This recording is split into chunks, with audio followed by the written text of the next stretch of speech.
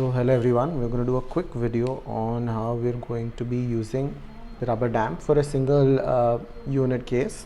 Here I have a dental model on which I'm going to show you a dam that's a medium consistency. I've chosen a black dam for this case. That's my model. Some other things that you'll need, simple ones of course. You'll need a set of dam forceps, clamp forceps, I'm sorry, a square frame. This can be either some sort of a plastic frame, a disposable frame, or I prefer to use these autoclavable metal frames. And this punch, this is the kind of punch I like to use. There's another version of the punch also available, and you can use that also. So let's start off with first deciding how we go around to punch a hole. Obviously the first most easiest way is when you have a dam, what you can do is you can actually just slightly put a little pressure. Like if this is, imagine this is your patient, and supposing you're doing for an anterior tooth, you can just mark the teeth. If you're doing this tooth, you can mark this tooth, or if you're doing a posterior tooth, you can mark this tooth, and with that you can just mark it with a Sharpie pen or like a marker pen, and then individually just take out the dam and then punch the hole in that particular position. But alternatively, for single tooth cases like endo, what I like to do is generally punch the hole somewhere towards the center of the dam itself. So let's see if we have the frame. Supposing this is the entire rubber dam sheet and we have the frame with us, and so take out the frame. So supposing you've decided that this is going to be a position, okay, for the frame. Now an ideally good position would be somewhere right in the center. That would be good for all your lower teeth, and even for most of your posterior teeth in the upper arch. But for the upper arch, what you can also do is you can go maybe a slide towards the left or towards the right, and that will give you a little bit more wiggle room for your dam, and you will be able to kind of easily insert the dam. So that's that. Of course, a lot of people also ask, why you want to do it in the center and leave so much dam at the top and the bottom. You can also do it slightly little higher, but what I've experienced is the higher you go, eventually once you engage your dam, this tends to kind of fall in like this. When you engage the tooth, you see how this becomes, and then this becomes a obstruction in your vision, either in the microscope or in the loop that you're using. So better is to have exactly halfway, and that will give you enough stretching room for all four sides. And also the thing is that once your assistant is used to placing them in the center, they can recurrently just do it for you. You can tell them that I want it somewhere in the exact center. What I've trained them to do is take the dam and then kind of make it into a little square and then mark this position here and then just punch there. So that's like a no-brainer for them, and it makes their life easy and makes our life easy, of course. So once you put this dam in place, right, I'm using a adult size metallic frame for this particular case. Another thing that I'd like to recommend is don't put your holes too below again, because you'll have too much dam at the top and that will end up going towards the nose and the eyes of the patient. So you've got to be protective and wary of the fact that these don't hit the patient in their eyes. So it's always better to be almost in the center, so that gives you enough room. And this top portion that's above the punched area will also kind of cover the nose, so when you are drilling there will be no actual splatter going in the nose.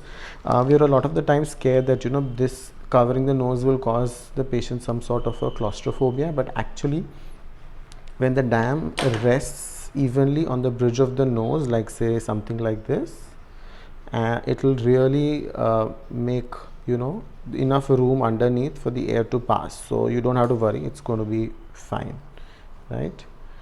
So what I generally do is, like I said, just somewhere around midway go ahead and punch. Now okay, so we're back to our frame. Now this is the second hole that I generally prefer to use to punch everything in. And once we have this in, let's go ahead and punch it out right in the center. I know it's not the best, but an approximate center. There you go. Okay. So what I wanted to show is, of course, one is that you've just directly made a single hole, right? Now sometimes the size of this hole is too round for a dam clamp which has wings. So if it has a wing clamp like this, then you might not be able to pass your dam with a single hole like this. So what you can also do is just take your clamp same size and go back in and just a little bit on the side of this, like there, if you can see, just additively add a little portion to that. So now you have two round holes, right? Can you see? So you have two little holes, and that's given you a little bit of a larger hole which is wider horizontally, and you have enough room for your forceps and your clamps to go in easily around this. Okay, so now there are two ways of putting this back in position. One is, of course, so this is the kind of clamps I prefer to use, which are non-winged, and these are by Hager Worken, and Gaurav Deepak Modi has given these to me. This is my forceps. I got this new one from NT, and I think works fairly well for me. So let's take that out. Okay. So what I prefer to do is, of course, engage the clamps to begin with, right? And then the tooth that I'm taking. So generally, always remember this goes towards the back end, and the open end of your rubber dam clamps is towards the front. So the best way is kind of to just first check if your dam is seated. Your clamps have seated, right? So once you've got your clamps around it, the best thing to do is give it a slight jiggle like this, and that jiggly movement will kind of ensure that your forceps have seated the clamps in a secure manner and there's not too much movement, right? So that's the first thing I like to do. So once you've done that, you can just make sure that your clamps engage the tooth nicely and they're completely seated, right? Now if you like to then seat the rubber dam after that, so what you do is take your dam, then you have to stretch it out a little bit. Some people also apply a little Vaseline on the inner side. It's up to you, that's completely your choice. I like to leave the mat side up higher, right? So you just stretch the hole. Always start from the back, if you can see here, right? Start from the back, go in, and then come towards the front, and then engage the anterior end of the clamp, right? So you've gotten the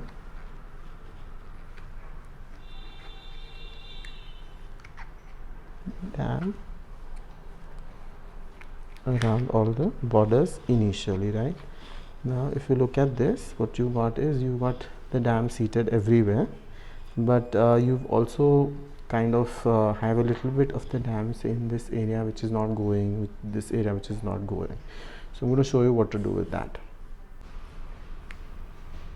Right, so what you can do is you can use a flat-ended instrument that looks something like this, and you can just gently kind of tease the dam underneath here, and you can just slightly pull this in this area, and there you go.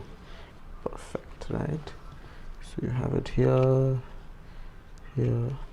Now an additional quick trick is, again, grab your forceps, engage them, and then just move them around a little, like rock them back and forth. There you go. And once you've rocked them back and forth, there you go, your dam has completely gone in from all sides, right? Of course, you've got to be wary of the fact that you've got to anesthetize the patient, right? And now you have your dam almost going okay from all sides. Now if you're doing an endo, you need to seal these areas using some sort of a liquid dam, or what I like to use is a combination of zinc oxide, eugenol plus denture adhesive that seals it up nicely, and that will hold it, right? So that's that. Now I'm going to show you something that I like to do with the frames. Of course, you're going to do frame placement. So first is do the top one side, and always do the other end, this end this way, there, okay? So make sure that you get two nice tight ends. Okay, right, so that's two ends, and then work on the other two ends. So then the top on this side and then the top on that side, right? Then towards the end, of course, you have to engage your bottom one. That gives you a nice tug and pull. The sides, beautifully done. Okay, now, okay, if you look at these little thingies here, I don't like them personally, so I like to do this also, just closing this side here and closing this side here also.